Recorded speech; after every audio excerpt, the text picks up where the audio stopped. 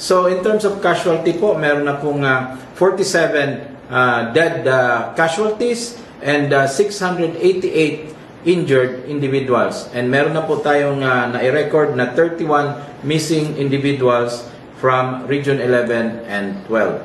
So in terms of damages po, meron na pong 12,641 houses that were reported as damaged. Out of that, 2,289 are totally damaged, while the rest, 10,352, are reported to be partially damaged.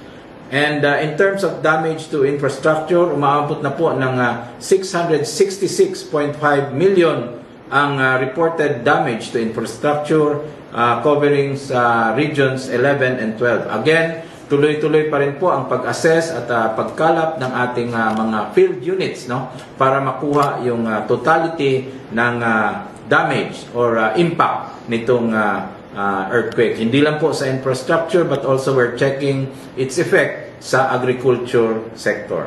So in terms of mga road networks, medyo bumaba na po at medyo naayos na po ang ating mga major roads, no? Meron na lang tayong 8 roads and 2 bridges that are still not passable sa Region 11 and 12. Yung ating airport po ay pinipilit natin ng ating kaap na maging commercially operational siya ng commercial, no?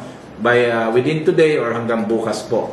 And then, yung ating power outages po, meron pa pong 16 cities and municipalities from regions 11 and 12 na nakakaranas ng power interruption. So, intermittent pa po yung ating kuryente. Kasama dyan yung signal, no, ng ating komunikasyon.